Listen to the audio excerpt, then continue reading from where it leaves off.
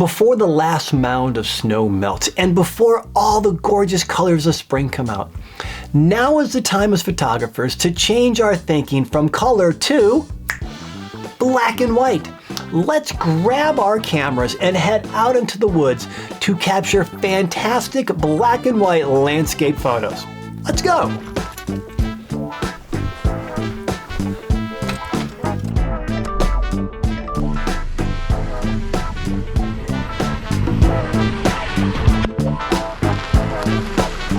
What you'll notice right away is that behind me in the sky, it's turned blue. Yes, the clouds have blown away. We got a little bit of sunshine coming in here, but also if you can look right there, you're gonna see two trees that have white bark on those. Those are sycamore trees. We wanna use those trees to help us visualize our environment in black and white.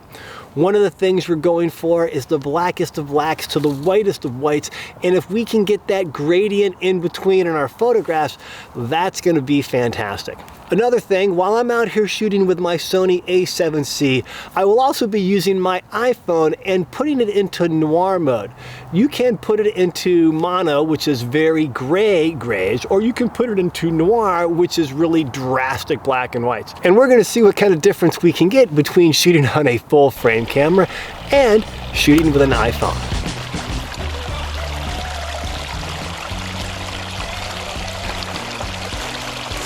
The first thing I've done when I see a picture is I take out the iPhone, which you already have in noir, which helps me visualize the photo. And then I snap a couple of photos. Next, I'll pull out the a7C. What I'm trying to do when I take the picture is underdevelop the shadows. I want the shadows to go completely black. I don't need to see the details in the shadows, which is helped expose for the sky. So when we bring these into Lightroom, we'll be able to turn it over into black and white and get a nice gradient from the blacks to the whites.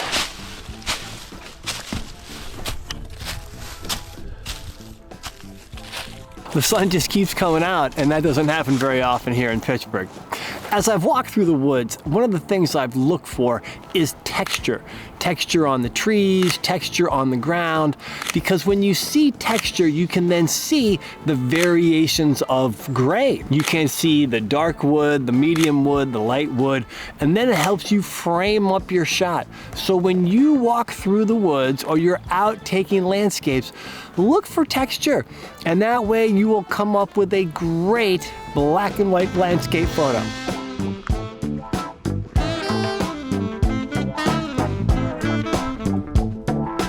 Remember while you're out here to put an object in your foreground, just something closer to the lens. This way it adds depth to your photo. The foreground could be something that goes completely black, or the foreground could be something that shows texture that leads the eye into the frame.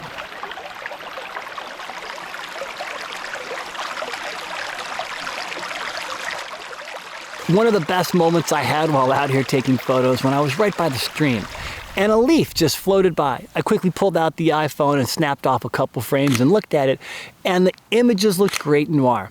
Then I grabbed the a7C and did a couple more experimenting with the Tamron 17-28 lens, and then I put on the Tamron 28-75 just to play with my depth of field as the leaf went by.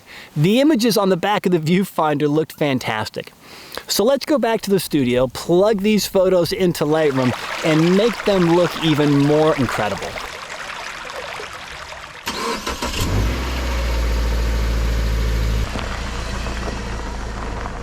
Taking a gray landscape and turning it into black and white was an awesome photographic assignment. I honestly felt like a little Ansel Adams running around western Pennsylvania trying to visualize the blackest of blacks to the whitest of whites. Using the sycamore tree as a place to start helped me visualize a gray landscape into awesome black and white photography. If you'd like to see how I ended up turning my color photos into black and whites, click on the video up here. Thanks for coming on the photo shoot with me today.